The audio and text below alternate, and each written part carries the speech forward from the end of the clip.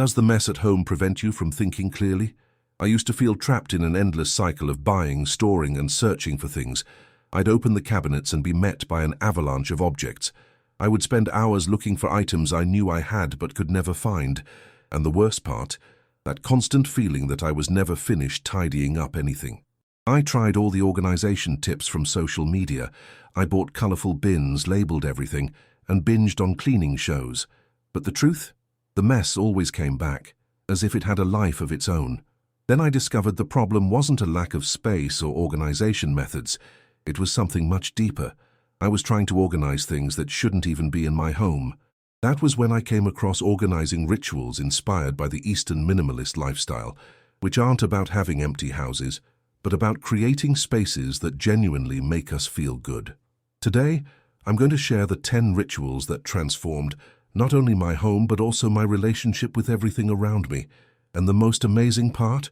When I started implementing them, I saw changes in just 1 week.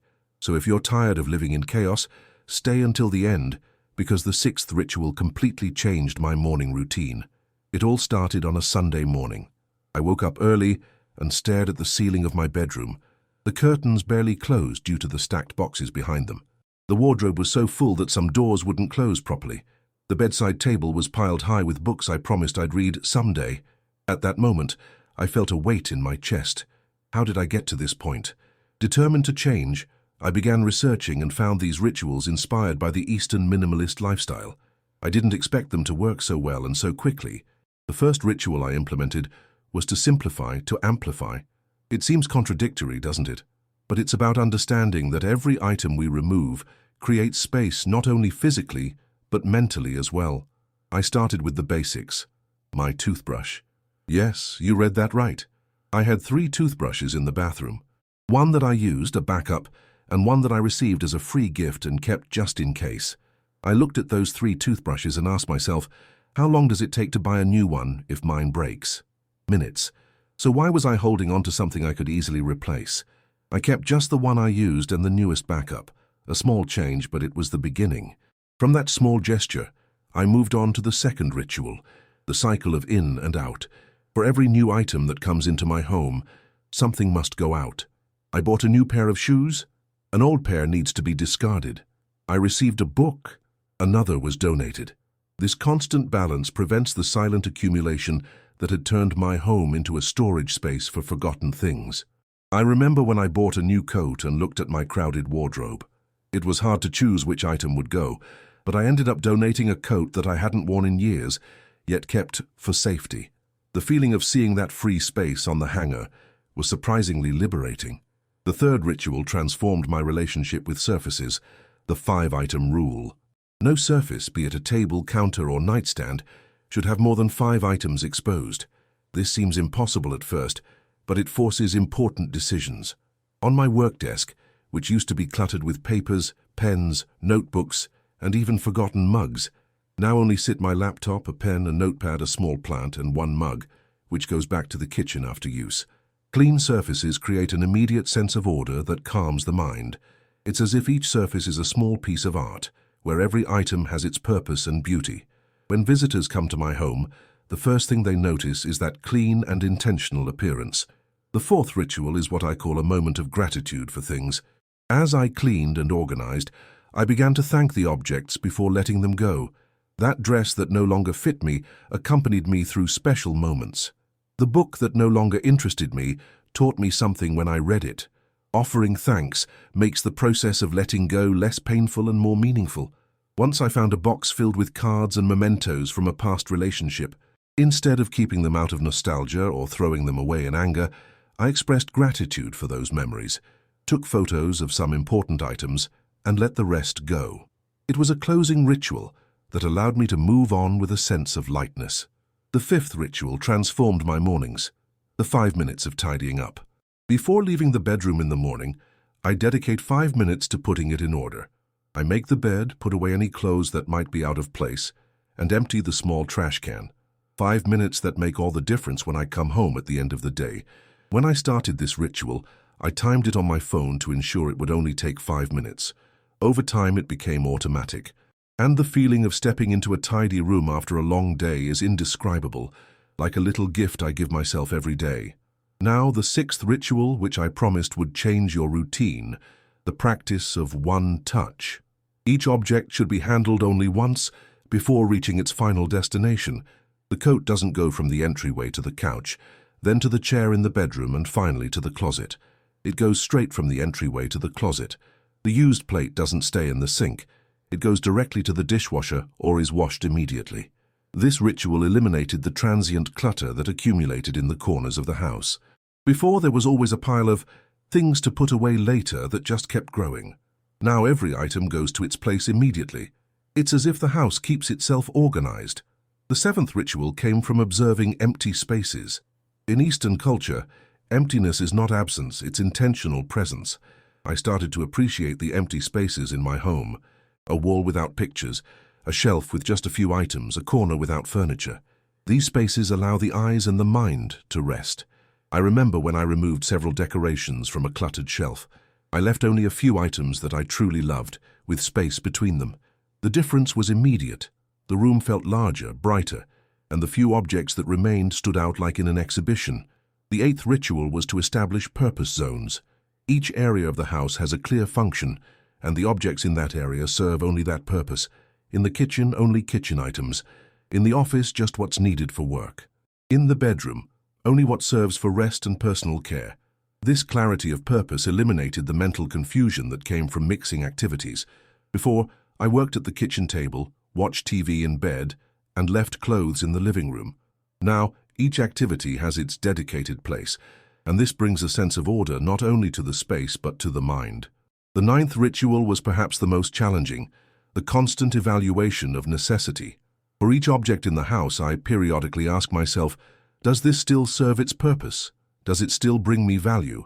If the answer is no, it's time to say goodbye. I did this exercise with my mug collection. I had more than 20 accumulated over the years as gifts and souvenirs from travels.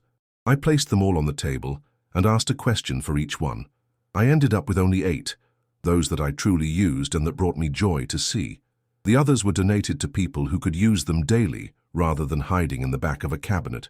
And finally, the 10th ritual, the practice of enough. I learned to recognize when I have enough clothes, enough books, enough items. This recognition interrupted the cycle of constant consumption that kept my home perpetually full.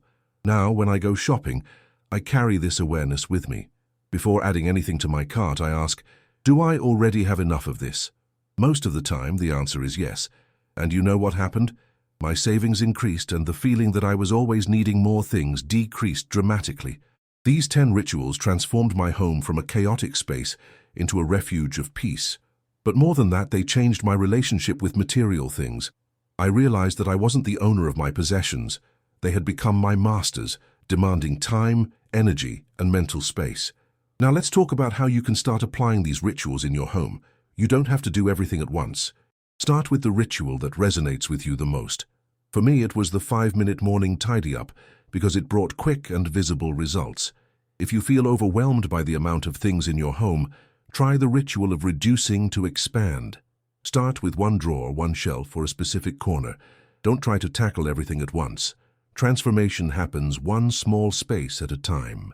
If you identify with that feeling of always tidying up, but never seeing your home truly organized, the one-touch practice ritual can be revolutionary. It takes a little time to become a habit, but once you get the hang of it, the temporary clutter simply disappears. If your home is already reasonably organized, but you still feel like something is missing, maybe the ritual of empty spaces or purpose zones can elevate your space to a new level of harmony. The secret is to start small and celebrate each victory. When I organized my first drawer following these principles, I took a photo to remind myself of the difference. It was just a sock drawer, but seeing all of them folded with space between each one, each visible and accessible, gave me an immense sense of satisfaction. I remember my friend came to visit after I'd been applying these rituals for about 2 months. She walked in and immediately felt the difference, even without being able to pinpoint exactly what had changed. "Your home feels quieter," she said, and that's exactly the feeling these rituals bring. It's not just a visual organization, but a tranquility that can be felt in the air. What surprised me the most was how these changes affected other areas of my life. I started sleeping better. My productivity at work increased. Even my food choices improved. It seems that when the home is in order, it's easier to make conscious choices in all areas. Another unexpected benefit was the free time. I used to spend so much time searching for things, reorganizing, cleaning. Now, with fewer items and everything in its place, maintaining the home takes much less time. I use that extra time for hobbies I had abandoned, like reading and painting. A common question I receive when I talk about these rituals is, what if I live with others who don't share these principles? It's a real challenge. I started by applying them only in my personal spaces, my room, my portion of the closet, my workspace. Over time, the people around me began to notice the benefits, and naturally some practices were gradually adopted in shared areas. Another frequent concern is related to sentimental items. We don't have to get rid of everything that has emotional value. The question is, do all the items we keep for sentimental reasons really deserve that status? When we reduce the quantity, the truly special items get the attention they deserve. I had a box full of childhood memories tucked away in the back of my closet. When I finally opened it to apply these principles, I realized that many things in there I didn't even remember existed. I kept a few truly meaningful items that are now displayed in a way that I can see and appreciate them every day, instead of forgotten in a box. An important aspect of these rituals is that they are not about perfection. It's not about having a home that looks like it's straight out of a decor magazine. It's about creating a space that works for you, that supports your well-being and daily activities. My home isn't pristine all the time, it's lived in. But the difference is that now the clutter doesn't control me. I control the clutter. It's also not about adhering to rigid rules. These rituals are guiding principles that can be adapted to your reality. If you have small children, for instance, the rule of 5 items per surface may not be realistic in all spaces. Adapt it to what works in your life. A question that many people ask me is about the beginning of the process. Where to start? My suggestion is always to tackle the easiest items first, those with the least emotional weight. Start with the kitchen by organizing duplicated utensils, or the bathroom by reviewing hygiene and beauty products. Save the more challenging categories, like photos and keepsakes, for when you're more accustomed to the process of letting go. Another important point: this process doesn't happen overnight. It took me nearly a year to apply these rituals throughout my home. I began with the bedroom, then the bathroom, followed by the kitchen, and finally the storage areas like the garage and attic. It's a journey, not a one-time event. And the most valuable lesson I learned? Letting go is a skill that develops with practice. The first few times I tried to part with things, it was difficult. There was always that voice, what if I need this someday? Over time, that voice grew weaker, and the feeling of freedom from getting rid of the unnecessary became stronger. One exercise that helped me a lot was the box test. I took items I was unsure about keeping, placed them in a sealed box, and stored it for 3 months. If during that time I didn't miss anything inside, I donated everything without reopening the box. It was surprising to realize how many things I thought were essential passed through this test without me even remembering them. Another practice I implemented was a seasonal review routine. With each change of season, I review one category of items. For example, at the beginning of spring, I review all my winter clothes before storing them away. Anything that wasn't worn during the entire season is unlikely to be used next year either. These regular reviews keep accumulation under control. It's like routine maintenance that prevents the need for a big cleanup effort later on. Each time it becomes easier to identify what truly deserves to take up space in my home and my life. Throughout this journey, I've realized that many of the things I held onto were tied to fears or a past identity. Clothes from when I was thinner, books to impress others, items representing hobbies I never really pursued. Letting go of these things felt like an act of honesty with myself, a recognition of who I genuinely am today. And have you ever stopped to think about how many things in your home are connected to who you once were, or to who you think you should be, instead of who you really are now? This questioning can be the first step toward a profound transformation of your space. When I started sharing my experience with these rituals, many people told me they wished to do the same but didn't know if they could. If you relate to this, remember, every small change counts. You don't need to transform your entire home at once. Start by tidying up a corner, a drawer, a shelf. Celebrate that small victory and use the motivation to keep going. And don't compare yourself to others. Each person has their own definition of what is enough, what brings joy, and what is essential. The important thing is not to have fewer items than others, but to have exactly what serves your current life. Today, when I look at my home, I feel a deep sense of peace. It's not just because of the visual organization, but because I am aware that each item there was intentionally chosen, has a purpose and a place. There's no burden of postponed decisions, of I'll take care of this later, or of closet doors that barely close, and this feeling extends beyond the walls of my home. I carry this intentionality into my daily choices, what I buy, what I allow into my life, how I spend my time. It's as if these rituals have taught me a new way of being in the world, more mindful and present. If you're just starting your journey of organization and letting go, know that the path may seem long, but each step brings its own reward. It's not about reaching a final destination of a perfect home, but about creating, day by day, a space that reflects who you are and supports who you want to become. When I returned to the office after the pandemic, I noticed another benefit of these rituals. My morning routine became much calmer. I no longer waste time looking for clothes or items. Everything is in its place and easily accessible. I leave the house without that feeling of forgetting something important. Another interesting aspect was how these principles affected my shopping habits. In the past, it was common to return home from stores with items I hadn't planned to buy, lured by sales or momentary impulses.